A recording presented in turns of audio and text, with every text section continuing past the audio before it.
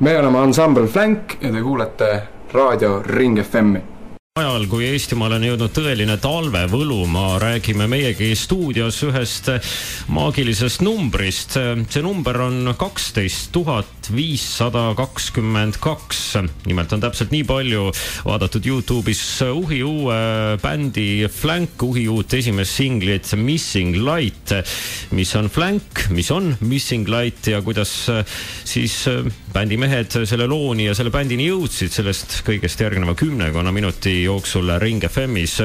Esiteks loomulikult tere ka asjaosalistele, kes te olete ja mis on teie töökohustused Flanki raames? Tere kõigile, jah. Et mina olen Tõnn ja mina olen Flankis laulja ja sündimees.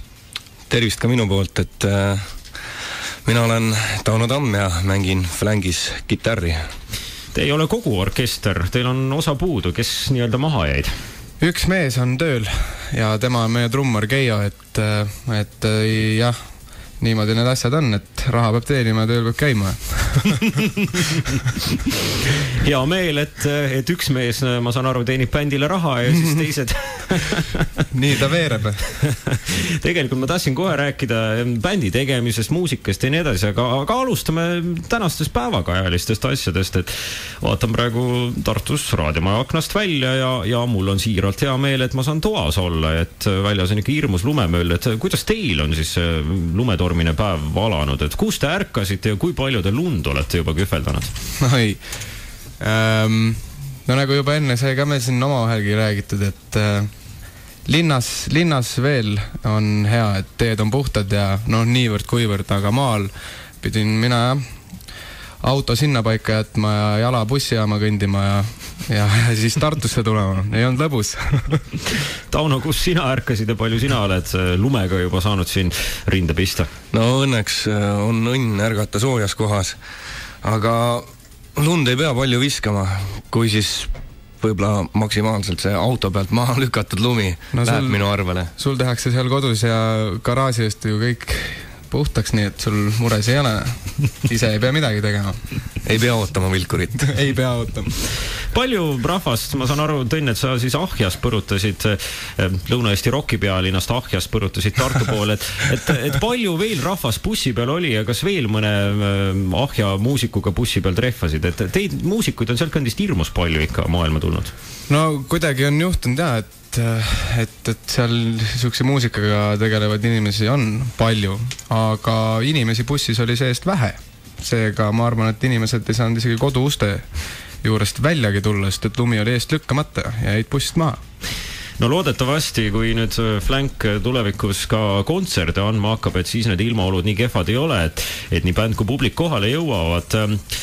Mis asi on üldse Flank? Kuidas te ise loomustate? Kindlasti iga bändi taga on ka terakene niisugust filosoofiat ja missiooni ja visiooni, nagu öeldakse tänapäeval.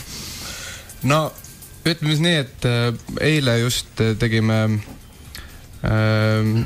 saatsime ühe ankeedi saatsime Tallinn Music Weekile, et sinna oli ka küsitud, et rääkige enda kohta midagi, pidi midagi täitma sinna, aga siis tegelikult, kui väga aus olla, ega midagi väga rääkida ei olegi, sest et me oleme nii uus ja värske asi, et niisugust ajalugu meil kõigil ikka on, aga me niisugust oma elu ei viitsi nagu väga reklaamida, et bändi eluiga on olnud ikka väga lühike ja midagi toimunud, siin on ainult siis see video ja uus lugu, ega rohkem muud midagi öelda ei olegi. Teie koosseis on ikka need samad Ahja rokkarid, aga kuidas te ise kutsute, kas on nagu Ahja bänd või Tartu bänd või Eesti bänd või?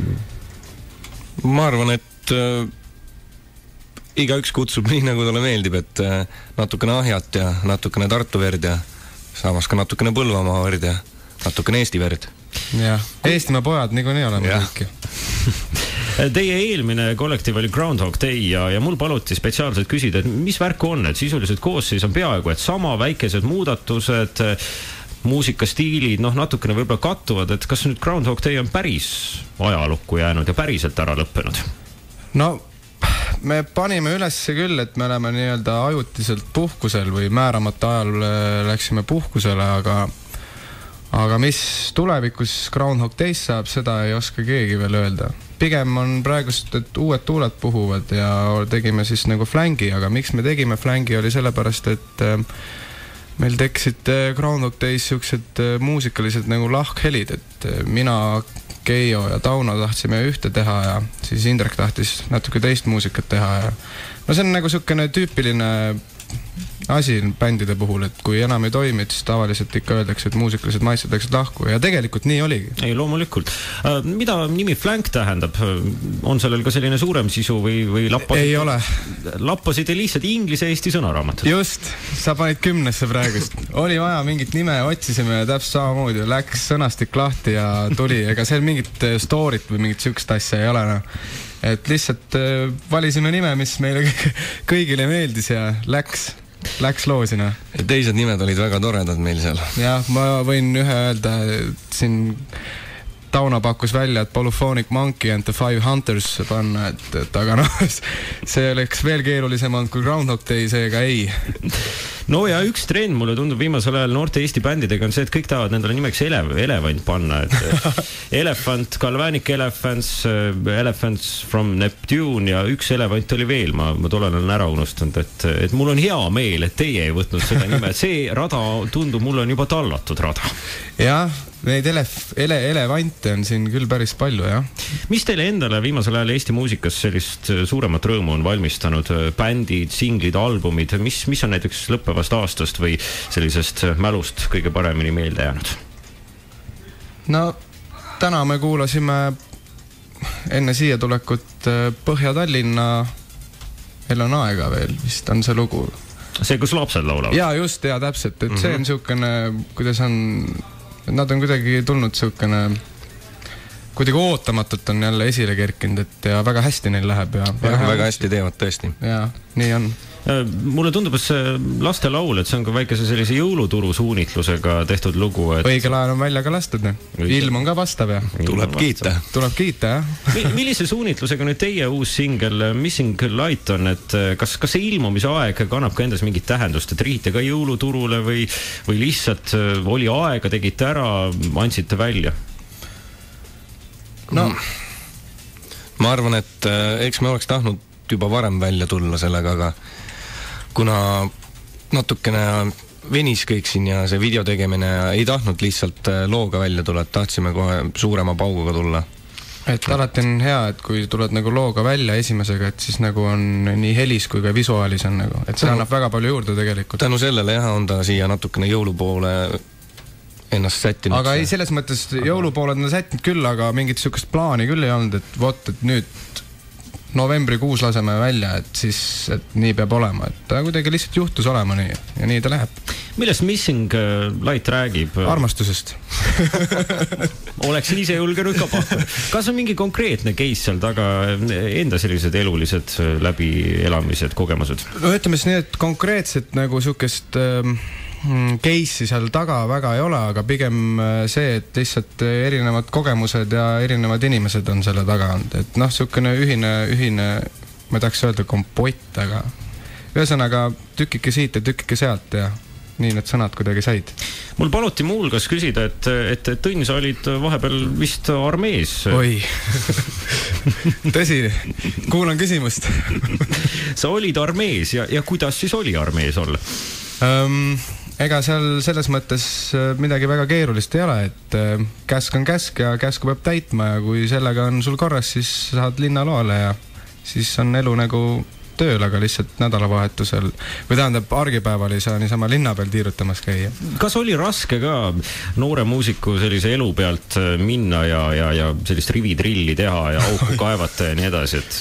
Ei, tegelikult nagu füüsiliselt nagu võib-olla oli alguses natuke raske, sest et ei olnud kohe harjunud sükse tambiga, aga nagu sellega harjub hästi kiiresti ära ja asi nagu läks nagu selles mõttes läks jonksu, aga ta pani ikka selles mõttes ajaliselt pani ta ikka mõnusa põntsu, et ega muusikaga väga tegeleda ei saanud, et öeldi küll, et hoi, teil siin on nii palju vaba aega ja saate siin pilli harjutada ja kõike, aga tegelikult see on lihtsalt sükene soe jutt muusiku kõrvadele, mis ei vasta tõele. Aga mida sa ütled noortele meestele, kes kuulavad, et kas tasub kaitseväes käia? Mina ma ei tea, noh.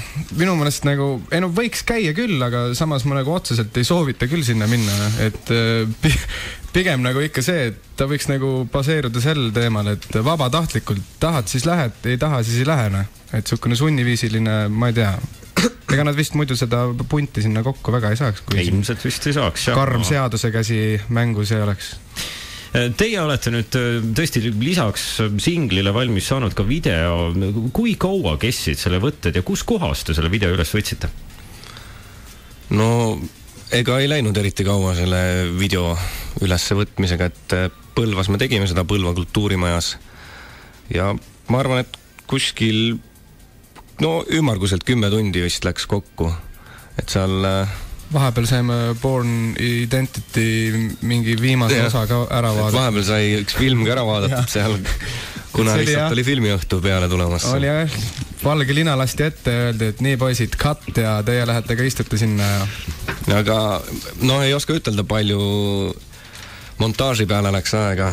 See on niisugune, eesmärk oli nagu põlve otsas nagu teha, et tegelikult raha ei läinud meil peaaegu üldse, et ta on niisugune puhtast entusiasmist tehtud nagu video, ja ei tahtnudki midagi keerulist, ei tahtnud mingit storyt, lihtsalt, et oleks nägusid näha, et mis meestega tegemist on. Jah, täpselt, jah. See oli nagu asja eesmärk. Raadiokuulaja saab hinnata, et kas eesmärk on täidetud, on siis nii Ensemble Flanki Facebooki lehel Flank Music kui siis ka Ring FM lehel see video praegu täiesti ilusti vaadatav ja nauditav. Kes on selle video autor või kes oli see mees, kes mis seal salata ilmselt 10 tundi või rohkem montaažisaalis istus, et kellele kuuluvad need tänusõnad video eest? Indrek Puna, tema oli see mees, kes võttis vaevaks ja tegi asja ära ja ütleme nii, et pelgalt mõttest sai tegu ja ütleme müts maha tema ees, aitäh talle.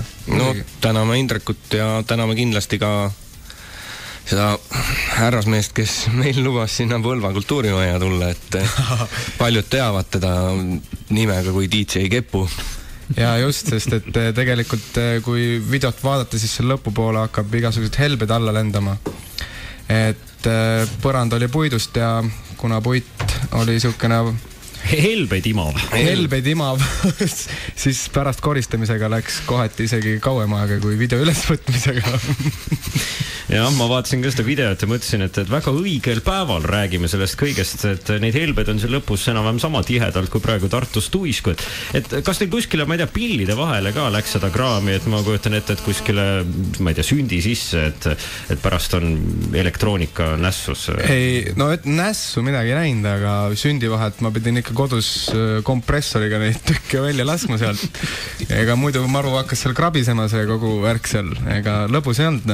Isegi basstrummis on märgata, kuigi seal on ava võib olla võib-olla 5 mm korda 5 mm. Ütleme, et 5 mm on selline ja päris palju oli sees. Räägime laividest ka, et kui bänd on olemas, kui üks lugu on juba olemas, millal tulevad teised lood, millal tulevad laivid? Üks lugu on olemas, teist lugu lähme kohe varsti uuesti tegema, või mis mõttes uuesti? Lihtsalt lähemegi tegema ja uueks aastaks tahame tulla välja kavaga ja laive hakata tegema. Et siin pikalt ei saa oodata selle teemal. Et selles mõttes on hea, et vastustus on õlgadele lastud, et video on väljas, lugu on väljas, et nüüd tahetakse nagu laivis ka näha, et siis peame ise selle nimel rohkem pingutama. Absoluutselt. Lavashowks on ka juba mõtteid, et ma ei tea, hüppate, kargate, toote inimestele midagi ainulaadset, enneolematut, sest Groundhog Day lavashowd olid viimases otsas väga sellised energeetilised. Tõsi, aga ütleme nii, et praegust, kui hakata mõtlema, siis nagu laivi peale ei ole nagu otseselt mõelnud küll, et kuidas me seal nüüd kargame või mis iganes seal toimub, aga kindlasti kui me tuleme välja, siis me tuleme hästi läbimõeldud ja hästi ettevalmistatud ja mingit juhuse asja ei tohi olla enam. Viimane küsimus, enne kui paneme loo Missing Light mängima, et mis värk nüüd selle Eesti laulu spekulatsiooniga on, et teie laul on täpselt 3 minutit pikk ja see on täpselt see selline normpiir Eesti laulu konkursil osalemiseks. Kas see on nüüd vandenõu või tõsi jutt? Väga hea, et mainite, et nüüd kui me teada saime, et see on 3 minutit, võib-olla tõesti saadame sinna. jah, et eks aeg näitab, kas on meie nimi seal või ei ole, et vaatame, mis saab. Vaatame, hoiame pöialt, loodame ka siis kontserte näha ja paneme ka pala mängima. Suur tänu, Tõnn ja Tauno, jõudu ja jaksu Flankile! Aitäh!